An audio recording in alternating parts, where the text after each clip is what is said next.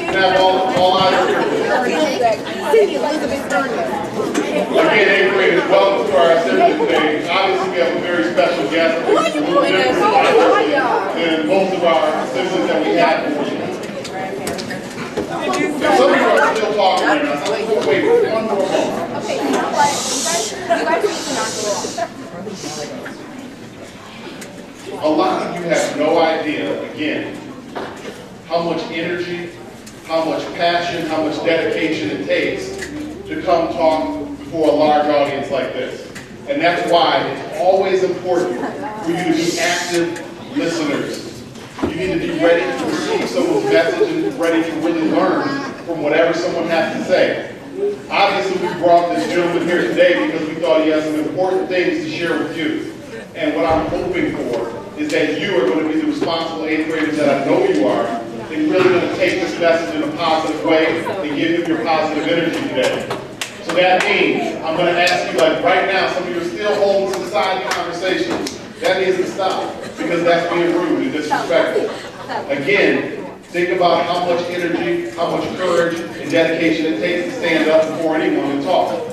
So, without further ado, I'd like to introduce our guest, our motivational speaker, hip-hop artist and poet, Kevin Sawala, also known as Mr. Peace, will address the importance of respect for yourselves and others.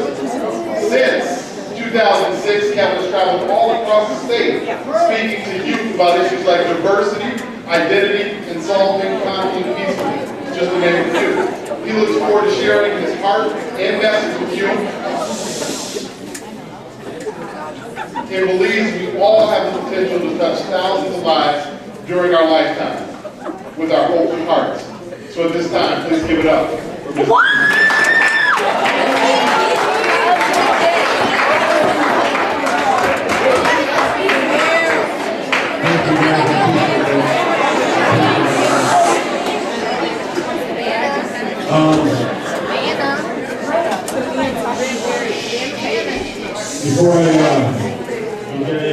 Before I begin any of my talks, I just like to let those know that I'm speaking to, that you all know that every breath that I take today will be worth your time. Every breath that I take today will be worth your time. How old are you guys? 13, 14? Okay.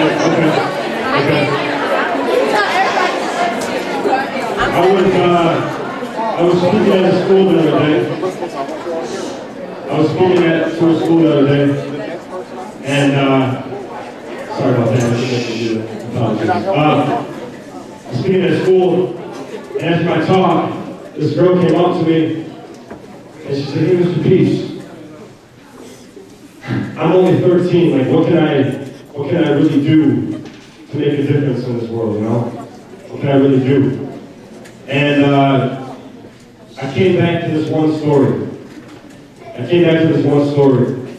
About this person that tried to change the world. They tried to change the world, but the world wasn't having it. Like, the world was like, "Yo, you need to go back to Little Caesars because you're hot, but you're not ready," right? And then he goes to just try to change. He just goes to try to change only his state and his nation. And his state's like, "Yo, man, talk to the palm, because you ain't the pond." And then he goes to just try to change only his family. Just his family. Trying to change his family, right? And his family's like, "No, man, I'm not having that, man. I mean, talk to the bow, we're going to work the extension." And so then he finally realizes, though, one day, right, that had he changed himself first, he might have bettered his family, bettered his state, bettered his country, and who knows, he might have changed the world. And so what I'm trying to get at is that the change always starts with just us. And what I told that girl that day, that 13-year-old girl, is that you're already making a difference by just being who you are. And it could be a positive or negative way, though. I mean, hopefully it's a positive one where you're being like a role model and an example for other people. And then they kind of see you doing this, so they want to latch on to that too. And I was talking to some of your teachers at this school, and how you guys have all these different community service opportunities here. The Spark, the Almost Home thing, Groups for Hope, all these ways to get involved and serve other people. So how many of you guys have a best friend? Show of hands. Okay. Yeah. What makes this person the best friend to you? Yeah. What makes her best friend to you? It should always be there. Is it that to you? Always be there? What about you? She's funny. She's funny. She's your best friend, and what makes her a best friend? She's amazing. All right. Who else has a best friend? Yeah. What's up? What makes your person a best friend? You guys like doing the same stuff, man. It's all right, man. It's all right. Cool. So, how many of you guys have a best friend back here? Best friend, yeah. What makes that person a best friend to you? He's cool? All right, man. You feel that? Okay, I feel that. Cool, man. All right, how about you guys? Yeah, right there. What makes a person a best friend? What makes your best friend a best friend to you? Yeah. Yeah. That's right. Parent? Yeah. His personality. What do you say? The best friend? All right, cool, man. All right, feel it. All right, so I'm going around right now. I'm going around the room, right? And ask you all, if you got a best friend, what makes a person a best friend for you? And why is it that none of you said that it's the things, that it's how deep that person's pockets are, the brand on their clothes, what kind of car their parents drive, what kind of house they live in? Why did nobody mention those things? People are mentioning personality, they're nice, they're caring, they got your back, they're funny. So why is that? Yeah. It's not money that matters, it's the person. Thanks, man. I don't appreciate that. Thank you. All right. What are you saying, bro? Yeah. There we go. So, airtime. So, it's because those things don't matter, right? And when we're talking about respecting others, respect for ourselves, valuing people for who they are, using kind words, all those things to me come back to what makes a best friend. And it's what's on the heart. And sometimes your heart is the only thing that somebody remembers on you. So how are you living today to make that happen? When I've compared how we should treat people to, I've compared it to a McDonald's Happy Meal. Okay? I'll tell you why.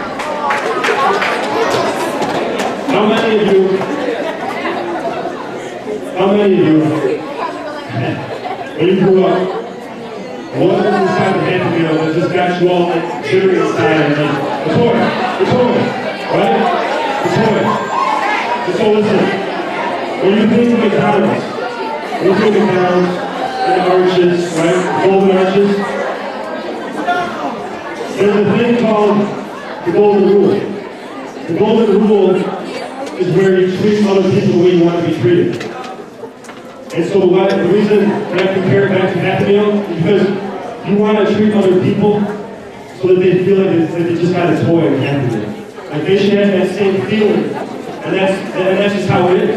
And so can you imagine if we treated everybody like our best friend, where nothing mattered, their color, their ethnicity, how much money they had, what they believed in, but we still had respect for them and treated them the right way. What this world would be if all of us treated everybody like a best friend. It'd be pretty amazing, right? But listen, a lot of stuff can get in the way of that. How many of you can tell me when your most painful memory was? How long ago was your most painful memory? How many years ago? Or months or weeks? How long ago was your most painful memory? Yeah, back here. How long ago? I'm asking you, how long ago was your most painful memory? This past week? Okay. Today? Yeah. Did you have your hand up back here? 6 years ago? Okay. Anybody else? 2 years ago? 2 years ago? What about you? 2 years ago? Okay. Yeah, right back here. Last summer? Okay. Anybody else? More people ever? Yeah, here. What was it? What was it? This past year? Yeah. This past year? Okay. January? Yeah. 2 years ago? 2 months. 2 months ago. Okay. So I was more people remember? 4 years ago? Alright, so I was talking to the class, I was talking to the grade earlier. There were some people there that remember a painful memory in their lives from 10 years ago. From 10 years ago. And I'll tell you what, I talk to people sometimes that are like 85, 95 years old, and they'll tell me that their most painful memory was 70 years ago. 70 years ago, and their hand goes up, just like a lot of yours went up right away, because the pain to them is like it happened yesterday, which tells me that the pain is still really heavy on their heart. It's still right there. You know, you just rose your hand 4 years ago, 5 years ago, rose your hand right away, it was nothing. That tells me that it was right there. I was doing a talk in elementary school the other week, right? I was doing a talk in elementary school, and this third grader, she went to me after my talk. His name was Donovan. I said, hey, Mr. Peace, do you want to know what my most painful memory was? I said, yeah. He said, it was 2 years ago in first grade. I had my heart broken. I said, what? With the girl? I was trying to find out what the situation was. He said, no. I was on the bus, and a bully turned around, and he told me I never had any friends. And so then, I looked at him and I said, you know what? I mean, now you got some friends, right? And he said, now I got best friends. But what I'm trying to prove a point here, guys, is that you don't want to be like my other friend that when he was your age, he put this girl down day after day after day after day after day after day for a year straight. He put her down and joined in on the teasing, right? And then 15 years later, he saw the same girl in his hometown at a local grocery store, and he couldn't even look her in the eyes because he felt so guilty about how he treated her 15 years ago. And even myself, a lot of my pain, it comes from not doing the bullying and picking on people, making fun of people. It comes from standing by when I could have done something and chose not to. And I know back to the story when the Twin Towers got struck, right? You guys were probably, what, about 4 years old? Something like that? 4 or 5? The Twin Towers got struck. This one father, the last words he said to his son, I hate you, you're a loser. And his father died in the Twin Towers.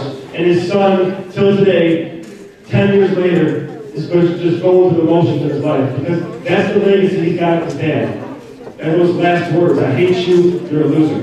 Ringing in his head. So what is your legacy going to be when you got the ability in just a matter of 2 or 3 seconds to either lift somebody up higher in the clouds and empower somebody, or cut them so low that that pain lasts forever? I was at the OG the other day, that's the Olive Garden, and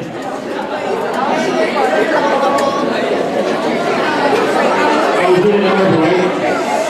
I was in Ann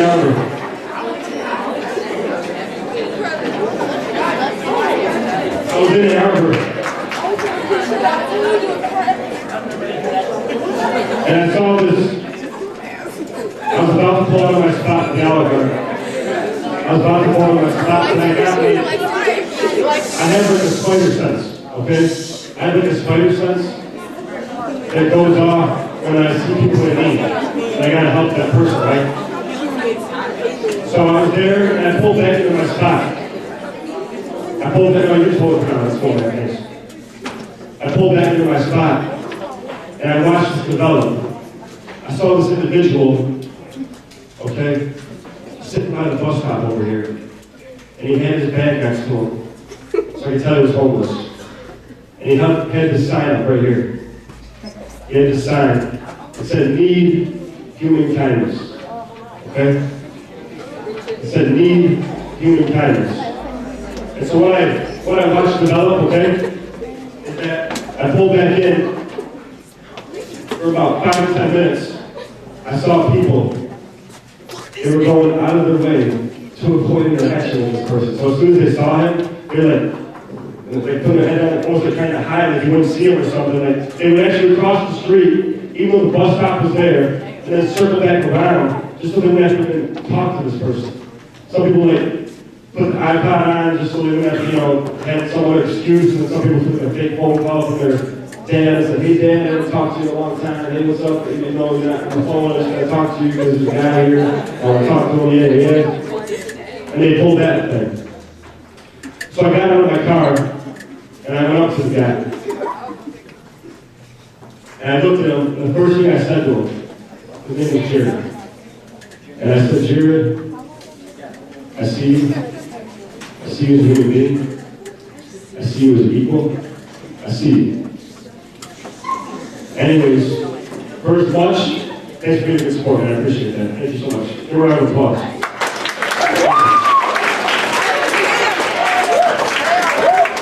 You know what's funny, guys? You know what's funny? Actually, it's not funny. But for as much as I empowered this person, Jared, I sat down on the sidewalk next to him for about 2 hours. We just talked. And I heard about his struggles in his life and the pain he's going through. How people are like, shunning him. How he's really falling on some tough times. And for as much as I empowered him and encouraged him, he touched me that much more. And there's one thing that all of us got that homeless people and some people in jail, and other people that are just in these like impossible situations, that they don't got. And that's hope. To literally explain what happened there that day, it's still painful to see a homeless body by the bus station. People going out their way to avoid a situation or any interaction with this human in need. We need human kindness is all that his sign reads. So some people keep passing by, some zig, some zag, not one to have to talk to the man dressed in the rags. But his head's down in shame, sits by his plaid bag. The words on his poster were prayer for someone to lend a hand. So I approach him because my heart drips, yet it bleeds. For those less fortunate, my fellow human beings. You see, some people more than anything just want to be seen. Especially the dirty and the shunned in this society. So if you can't spare any change for a beggar in the streets, then at least encourage them to get back onto their feet and listen to their story, the sweetest song that they speak. As much as you give, the more you shall receive there. There's so much pain. Something like that.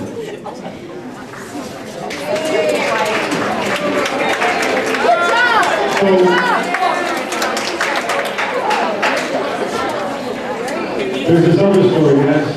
There's this other story.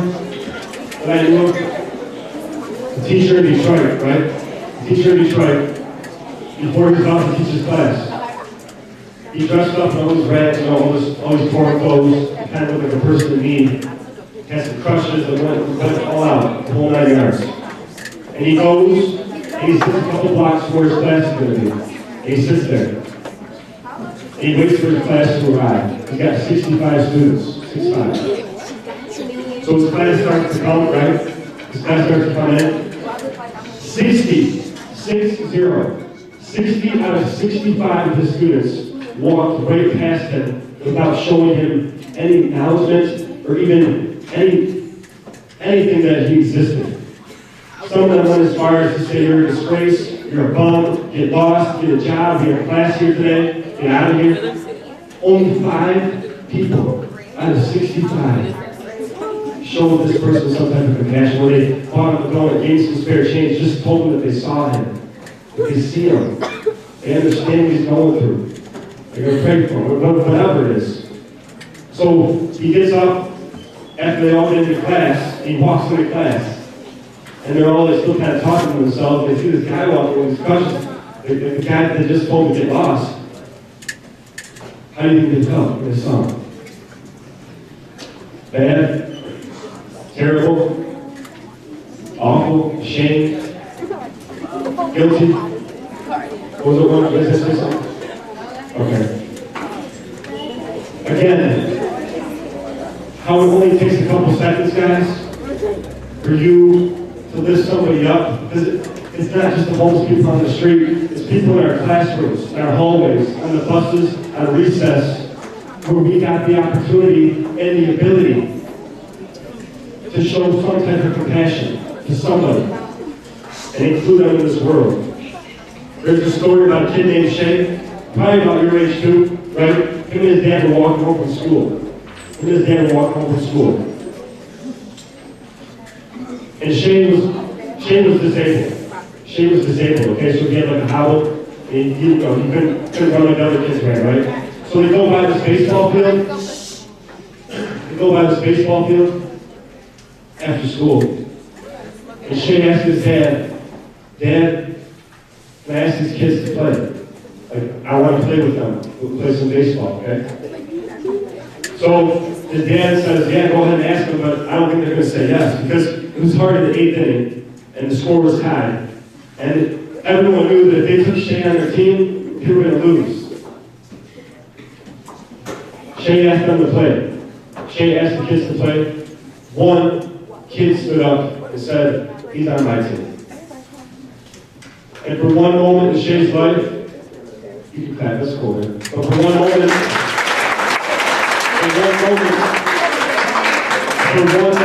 Shay's life, that meant the world to him.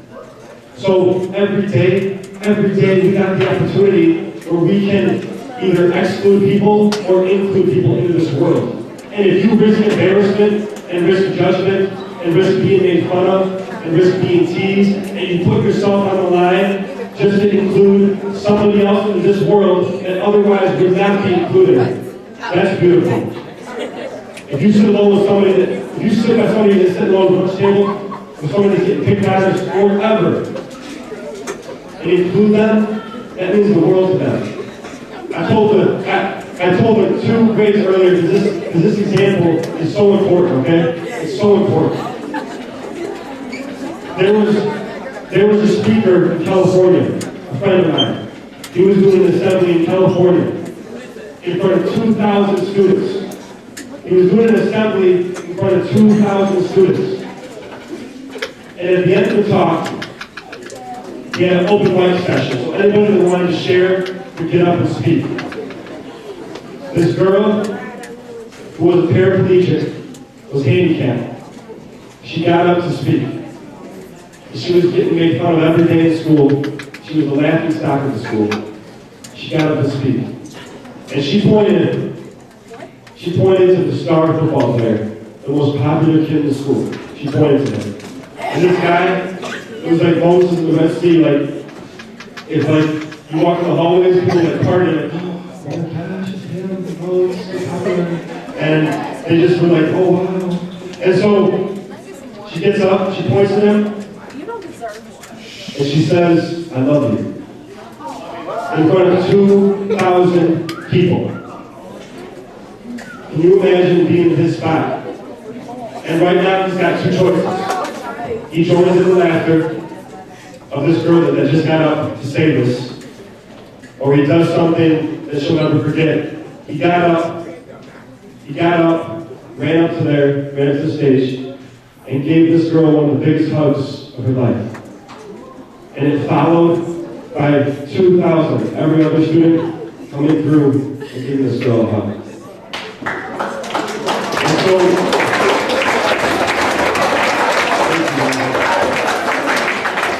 you can never, ever underestimate, the power, guys, of just one action. Because you don't know when you smile at somebody or include them in a game or pick up their books, might save their life. I've seen too many stories of people your age, and sometimes younger even, that have taken their lives because of being harassed, put down, and cut, and hurt, and destroyed inside. Sometimes just from words. It can be so painful, right? When I compare all you guys to, like when you're born, are these empty cups. Actually, yeah, the guy just raised his hand. Can you come on for a second? Hold that, thanks. Appreciate that. All right, come on. Okay, good. So, people, give a round of applause. All right, good, all right. Okay. So, you guys are born, you're like an empty cup, okay? You're an empty cup because you're free from any pain. You're free from any hurt. Anybody getting funny, anybody causing a lot of pain, anxiety, life, being abused. Little by little, though, the cup fills up. It's painful. The pain increases. You're going to shower today? Okay. All right. And then, if it gets too full, what's going to happen? All right.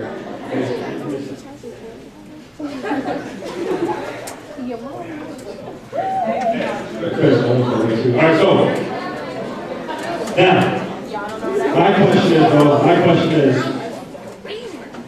if your cup is this full, of all this pain, and all this stuff in your life, how can there be any room for love? How can there be any room for love?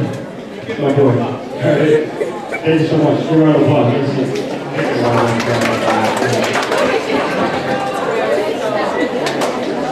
You see, some of you raised your hand, right? Some of you raised your hand.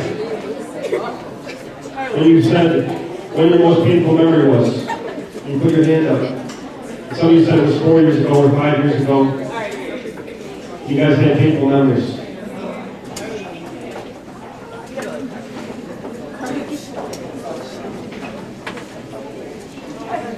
But really, until you put yourself in someone's shoes that's experienced a lot more pain than you, and sometimes having it come from not treating people the way they should be treated, you won't understand it.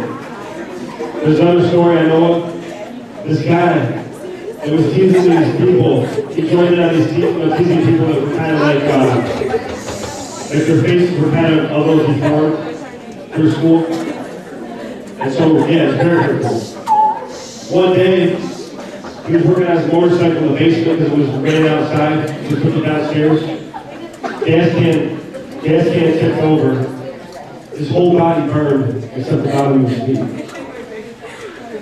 And now all of a sudden, all the people that he made fun of for how disfigured they were, he was that 10 times more. And he could finally understand some of the hurt that he was causing people. What I'm telling you here today too, is that all of you raised your hand when you guys said you had a best friend, you got people in this room that love you and care for you. So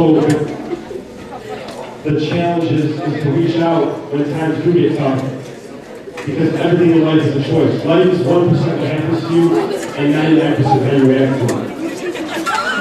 A couple years back, I was held up at gunpoint. A couple years back, I was held up at gunpoint. Yeah. I was held up at gunpoint. I had two pistols cocked on my stomach. And it's one of those moments in your life, where your life kind of flashes before your eyes, you know? And I had a choice right then and there.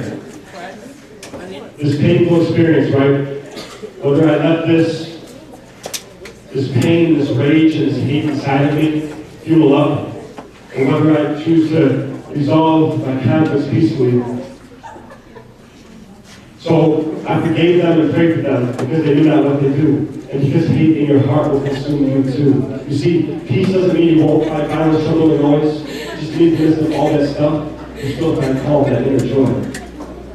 I could have gotten all really upset, and I could have let this event in my life, which I'm never going to forget because that's who I am. And you can never forget the painful memories because that's who you are. And you can deal with it in a healthy manner and move past a lot of the negativity and criticism that you face in your life. And everything in your life is a choice. 3 years back, I was diagnosed with hepatitis C.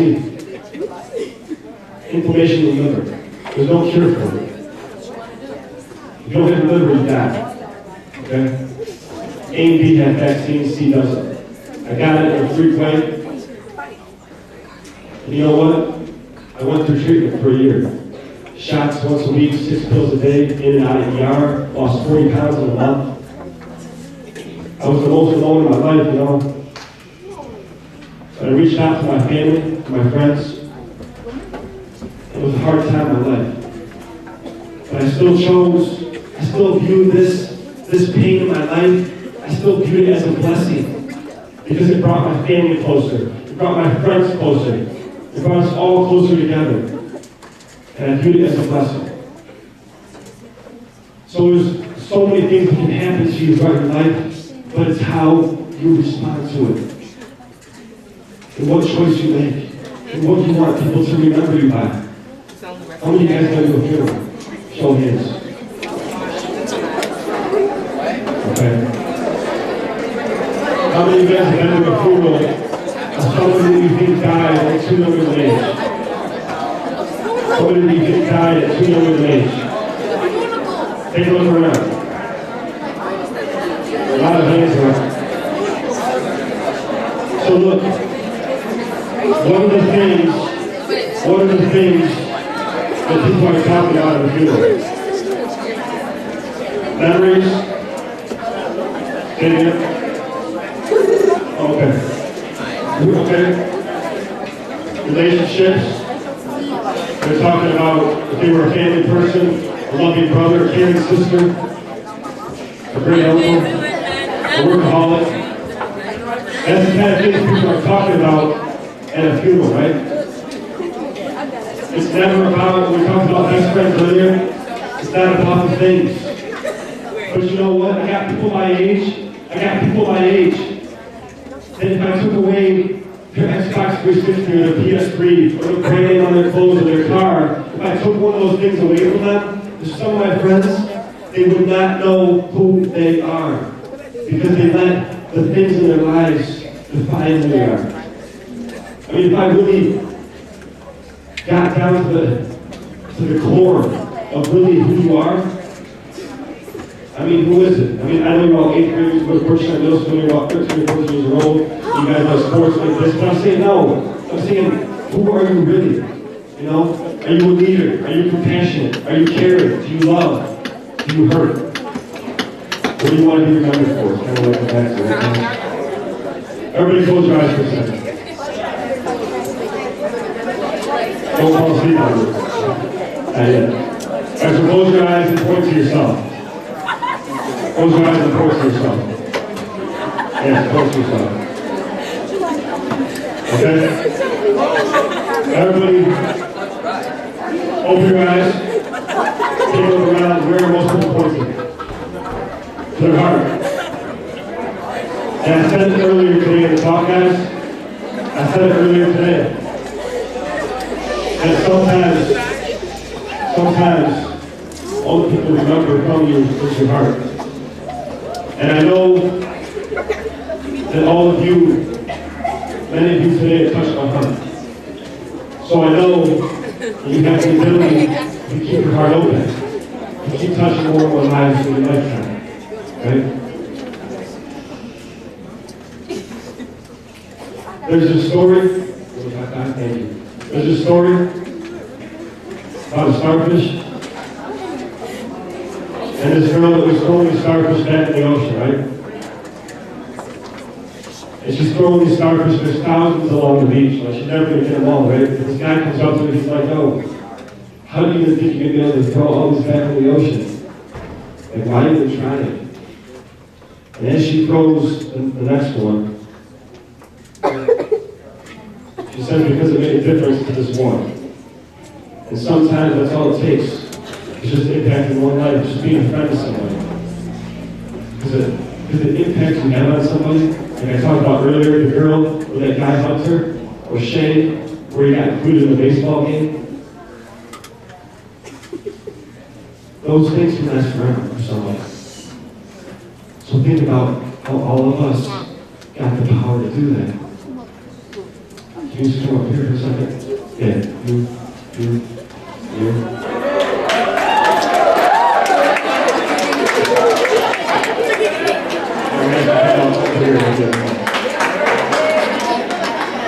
Okay. You hold this down here. Hold that. Here. Thank you so much. Okay. All right, so listen. I invited these three courageous wildcats up here with me because I want to propose to you. The things they're holding right now, a lot of these things right here, define who I am. I got these hands right here, these like wooden hands, and my friend gave these to me as a gift. You know, as a gift because he told me that I was like his helping hand when he was going through a really tough time in his life. So I remember that every day I put my keys in there. So every day when I see them, it reminds me that I got the opportunity every day to help people with my hands. You know? With whatever gifts and talents I have, all of us got gifts.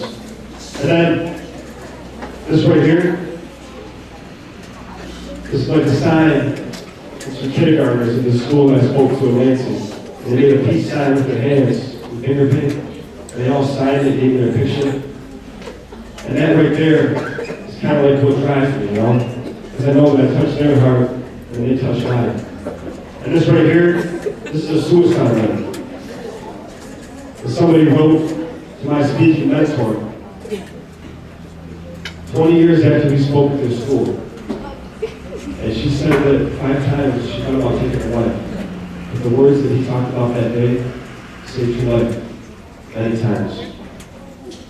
So no matter how hard it gets, guys, you guys all have the opportunity and the choice to do what's right, even though it's not easy, and to make the right moves. I knew these kids, they were Olympic caliber athletes, they were brothers. In high school, they were going to go to the Olympics. They were like 180 built, muscular, wrestlers. One of the brothers got diagnosed with ALS his junior year. That's Lou Gehrig's disease. It destroys your central nervous system. It destroys all your muscles. In 1 year's time, the other brother watched his brother shrivel away to nothing. And at his brother's funeral, he drank a fifth of vodka, got behind the wheel of a car, drove opposite way in traffic, hit a car, spun into a telephone pole, and survived. And from that day on, he chose to go and speak to youth around the country about what had happened to him that day. Because he made a bad choice to get behind the wheel drunk. But then he started saying, you know what? My brother's death is not going to be in vain. I'm going to let his legacy live on in a positive way. I knew this guy named Tony from Detroit. He was part of a gang. And one day he was riding his bike home with some rival gang territory. The guy was like 6'2", 270, huge. This rival gang stopped him, took him down an alley, spray painted his eyes, beat him with cinder blocks, stabbed him, shot him, and left him to die. Some guy walking by the alley saw him, called the ambulance. He died twice on the way to the hospital. His heart went like that, in a straight line. Twice they revived him. He chose to go and start speaking to youth about gang violence. To do something positive with his life from that day on, where he could have kept all that pain inside that he felt, that I felt, but he chose a better path. And that's the opportunity all you guys have. I'm not coming in here today and trying to pretend that I know you. I'm not trying to pretend that I know what goes on in your homes. I'm not trying to pretend that I know whether or not your parents are divorced, whether you're abused, whether you got problems. I know how hard it is being a teenager. It's 20 times harder than I was growing up. There's so much pressure to fit in. But I know if you stay true to your heart, that these types of things will follow. For as much as you give, the more you shall receive. Thank you guys. Give a round of applause. You guys have a seat.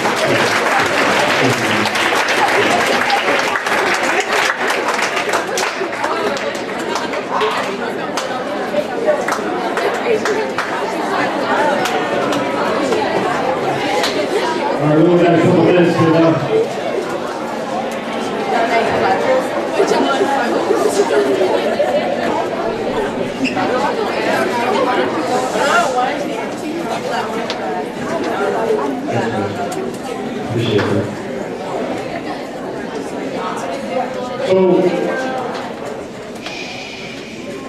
You guys are gonna have a choice.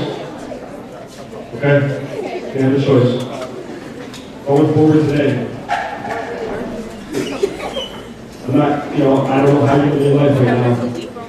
Some of you I know are doing it with a lot of character in your heart. Because true character is what is judged when no one's looking, That's what it is. You're gonna have the opportunity to make some positive choices. Follow the Berkshire Way. Value people who they are. Use kind words. Respect yourself and others. And that's the beauty of this, though, that all of this is a choice. But just know this, for how precious all of you are, and I see gold inside of all of you, I see worth inside of all of you. You have to believe it. I've come up, what's your name? Laura. All of us 200 people come up around Laura right now and tell her how great she is, how amazing she is. Thank you so much. But I tell you what, unless you believe it in your heart that you are great and beautiful, then it's not going to matter. You got to believe it inside, guys. You have to believe it inside. All you are worth something. There's a 6-year-old who committed suicide.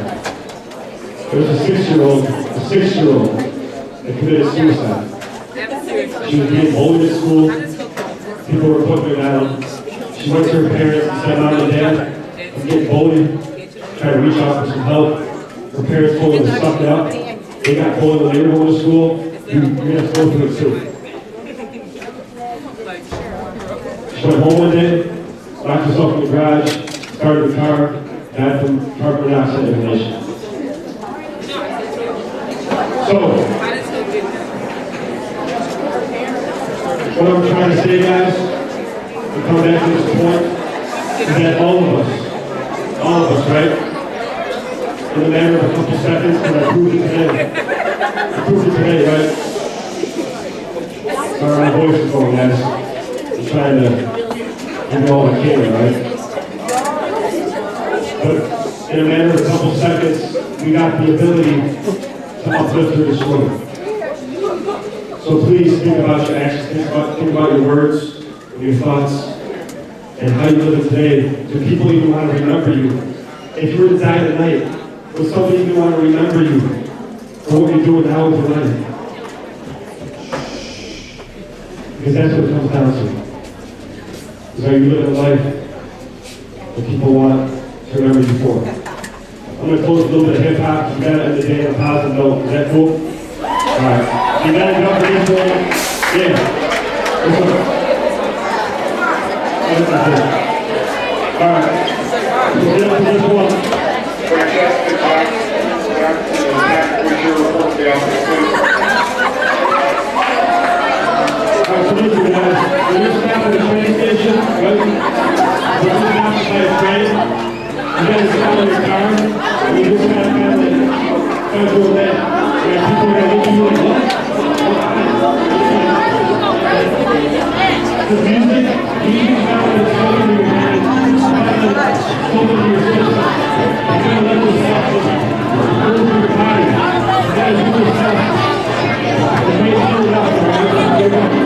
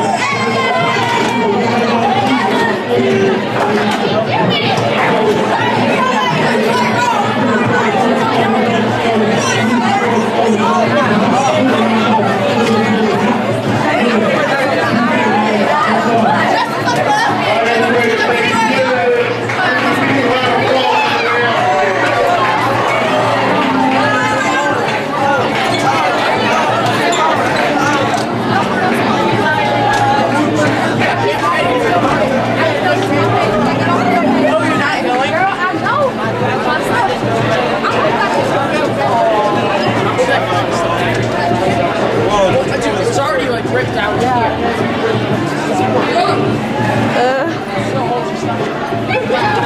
How they were videotaping that. Patrick Bashir, report to the office, please. Wait. Oh, I had not even wait. Oh, they were videotaping that. Yeah. Yoshi! Hi! Don't. Oh, you're such a child.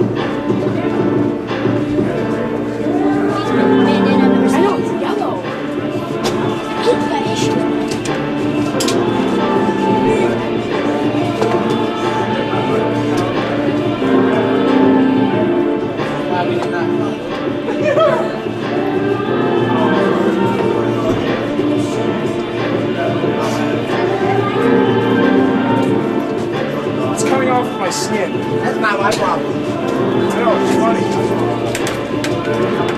What's the count? This year? It's been like 9. Yeah, exactly. But like, But no, but we're just not, it's not gonna happen.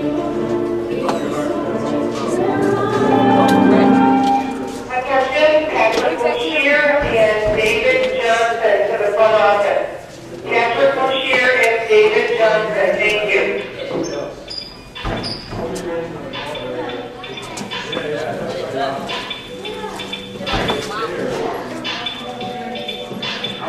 oh, you guessed.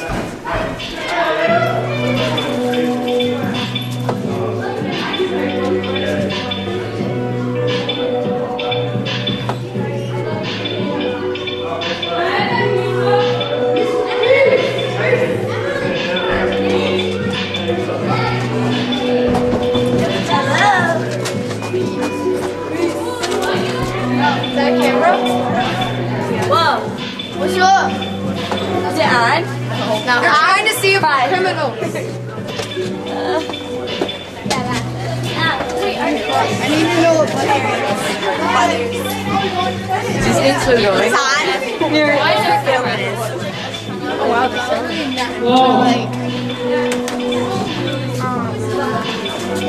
back. Oh, shut up. Dude. Okay. Hope that wasn't like that for a long time.